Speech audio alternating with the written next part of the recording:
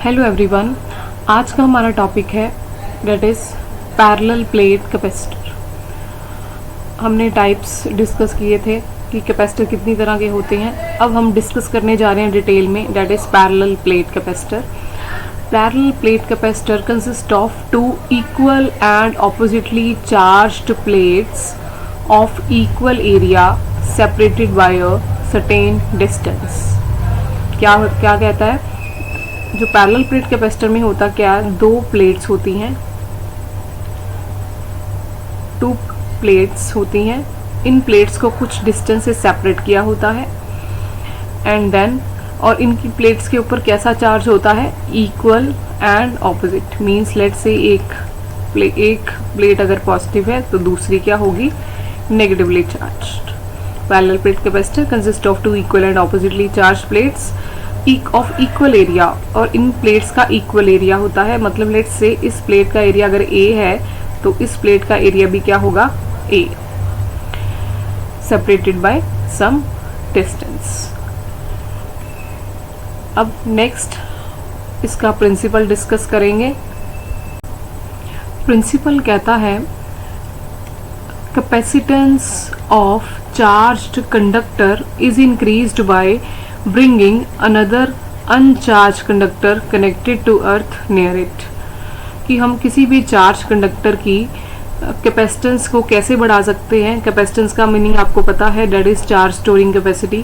कि कोई भी चार्ज कंडक्टर है उसके अंदर उसकी चार्ज स्टोरिंग कैपेसिटी को कैसे बढ़ा सकते हैं, बाय ब्रिंगिंग अनदर अनचार्ज कंडक्टर। हमने उस चार्ज कंडक्टर के करीब एक अनदर दूसरा अनचार्ज कंडक्टर लेके आना है, और वो अनचार्ज कंडक्टर फर्दर किससे कनेक्ट हुआ होगा, डेट इज अर्थ से। चलिए देखते हैं कैसे। सपोज आपके पास एक चार्ज कंडक्टर था जिसका नाम है ए, इसके ऊपर चार्ज था डेट इज पॉजिटिव। ये कोई सिंगल कंडक्टर है और इसके ऊपर चार्ज था डेट इज पॉजिटिव। इसको आप एक प्लेट ले सकते हो कि एक प्लेट है जो कि पॉजिटिवली चार्ज्ड है। अब आप इसके करीब एक अनदर अनचार्ज्ड प्लेट लेके आए।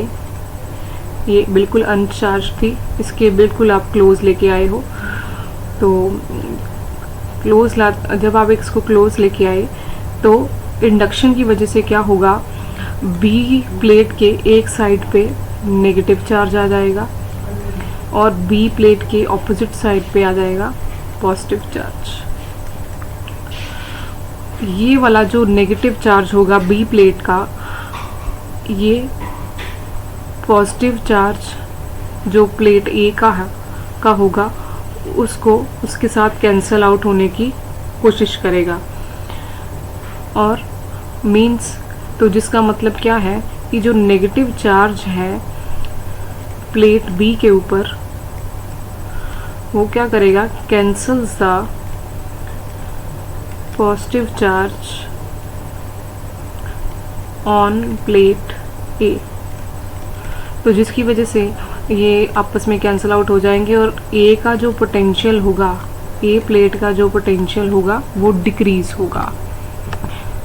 Therefore potential of plate A decreases. It means कि जो नेगेटिव चार्ज है प्लेट बी का, वो क्या करेगा, प्लेट ए का पोटेंशियल डिक्रीज करने की कोशिश करेगा। बट दूसरी तरफ जो अब बात करते हैं, जो पॉजिटिव चार्ज प्रेजेंट है प्लेट बी का, ये क्या करेगा, ऑब्वियसली ये प्लेट ए का जो पॉजिटिव पोटेंशियल है उसको बढ़ाएगा। That is positive charge on the plate B, that is will increase the potential of plate A। But अगर आप देखें ध्यान से कि ये जो नेगेटिव चार्ज है प्लेट बी का, वो ज़्यादा क्लोज है प्लेट ए के as compare to positive charge on plate B. तो इसका मतलब कि ओवरऑल अगर हम देखें कि ये जो नेगेटिव चार्ज है प्लेट बी के ऊपर उसका प्रभाव ज़्यादा होगा ए प्लेट के ऊपर, क्योंकि जो नेगेटिव चार्ज है प्लेट बी का वो क्लोज है ए प्लेट से एज़ कम्पेयर टू, क्योंकि जो पॉजिटिव चार्ज है प्लेट बी का वो दूसरी साइड पे है, जो नेगेटिव चार्ज है प्लेट बी का वो ज़्यादा क्लोज है ए प्लेट के। तो ओवरऑल नेगेटिव चार्ज का जो नेगेटिव चार्ज जो है प्लेट बी का उसका इफेक्ट ए प्लेट के ऊपर ज़्यादा पड़ेगा। तो ओवरऑल हम कहेंगे कि जो जिसकी वजह से ओवरऑल प्लेट ए का जो पोटेंशियल है वो डिक्रीज करेगा। ठीक है, तो अगर मतलब चार्ज ए प्लेट का जो चार्ज होगा वो कम होता जाएगा जब अगर हम बी प्लेट को अगर हम उसके करीब लेके आए, तो it means charge on plate A decreases. तो इसका मतलब क्या हुआ कि आपके पास प्लेट ए के पास चार्ज स्टोरिंग कैपेसिटी बढ़ गई क्योंकि उसका चार्ज कम हो गया।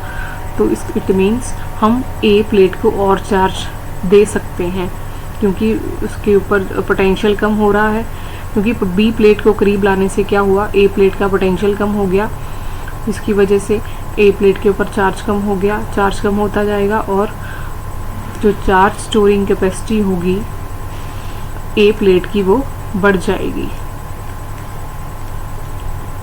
Will increase.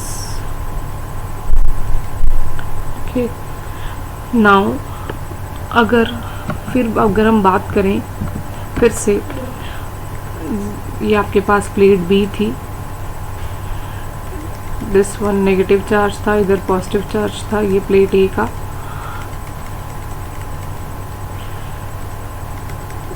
अगर हमने फिर बी प्लेट को अर्थ वायर से, बी प्लेट की एक साइड को अर्थ वायर से जोड़ दिया, अर्थिंग कर दी हमने, तो जिसके वजह से क्या होगा, जो अर्थ के जो इलेक्ट्रॉन्स होंगे वो क्या करेंगे, बी प्लेट के पॉजिटिव चार्ज को एब्जॉर्ब कर लेंगे, तो न्यूट्रलाइज हो जाएगी। तो जिसकी वजह से आपके पास जो प्लेट बी सिर्फ अब नेगेटिव चार्ज वाली रह जाएगी, क्योंकि सारा बी प्लेट का पॉजिटिव चार्ज अर्थ के इलेक्ट्रॉन्स की वजह से न्यूट्रलाइज हो जाएगा। तो अब बी की प्लेट के ऊपर बचा सिर्फ नेगेटिव चार्ज। ये जो नेगेटिव चार्ज है वो फिर से क्या करेगा, ए प्लेट का जो पोटेंशियल है उसको डिक्रीज करेगा।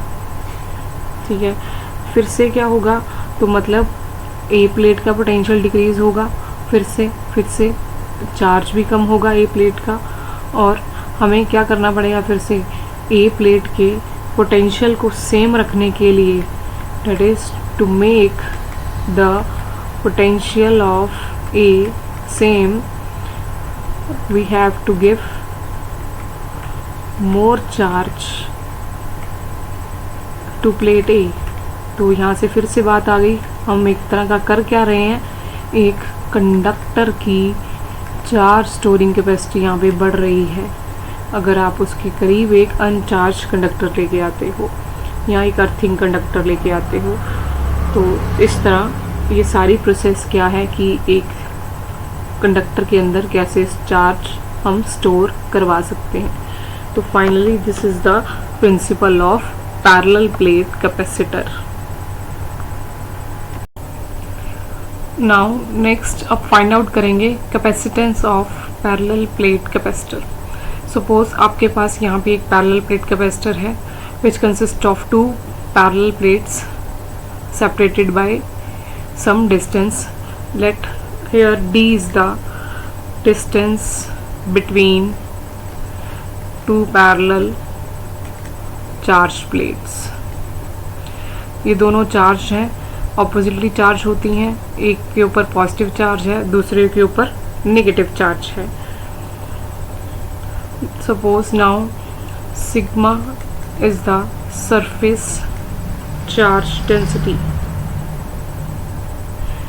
ऑफ प्लेट ए, बिकॉज यहाँ पे कॉन्टिन्यूस डिस्ट्रीब्यूशन है चार्ज की, तो let's say sigma is the surface charge density of plate A and minus sigma is the surface charge density of plate B. This is the plate B. तो अब यहाँ पे देखिए एक प्लेट पॉजिटिव है, दूसरी प्लेट नेगेटिव है, तो ऑब्वियसली इनके बीच में इलेक्ट्रिक फील्ड एग्जिस्ट करेगी। इलेक्ट्रिक फील्ड जो होती है उसकी डायरेक्शन क्या होती है, that is from positive charge to negative charge. तो यहाँ पे होगी from positive plate to negative plate. This is the direction of electric field intensity. और ये जो इलेक्ट्रिक फील्ड होगी उसकी जो वैल्यू होगी बिटवीन द प्लेट्स, ये जो एग्जिस्ट कर रही है वो किसके बराबर होगी, that is electric field between plates is given by sigma upon epsilon not. ये कौन सा केस है, जब हमने डिस्कस किया था गॉस थ्योरम में कि एक शीट जो होती है, sheet if the sheet has some finite thickness, तो उसकी वजह से जो इलेक्ट्रिक फील्ड आती है तो वो कितनी आती है, ये वही केस है where epsilon naught is the absolute permittivity of free space। क्योंकि यहाँ पे जो epsilon naught है वो क्या है, absolute permittivity of free space। क्योंकि यहाँ पे हमने दो प्लेट्स के बीच का जो मीडियम है वो क्या है, अभी एयर है या वैक्यूम है।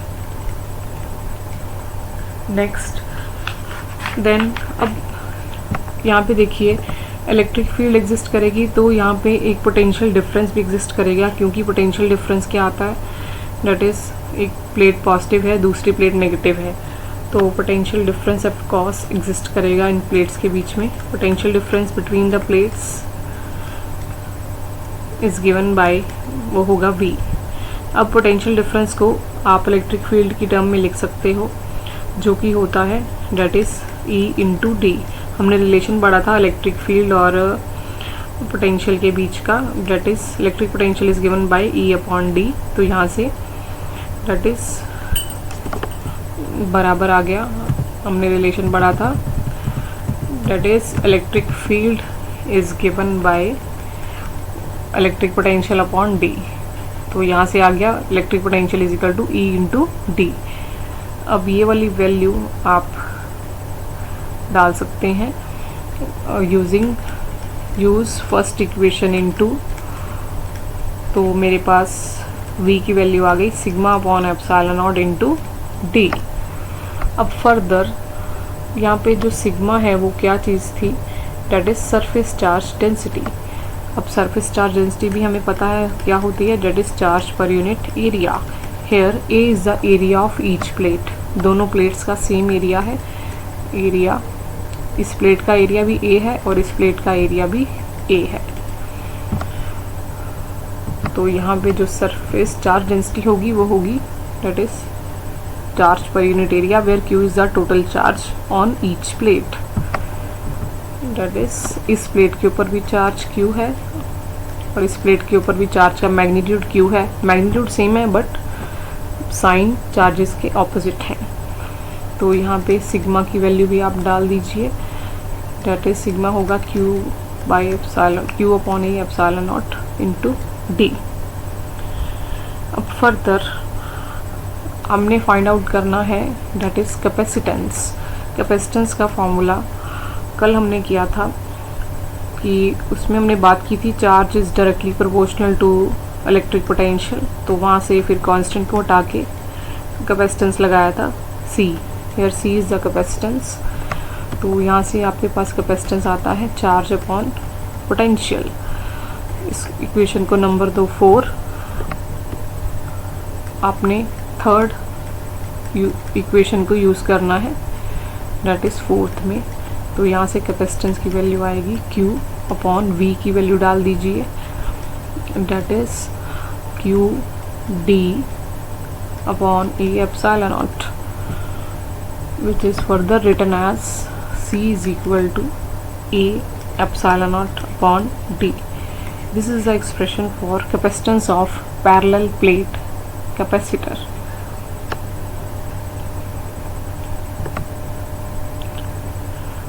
इस तरह आप देख सकते हैं जो कैपेसिटेंस है किसी भी पैरेलल प्लेट कैपेसिटर की, वो किस पे डिपेंड कर रही है।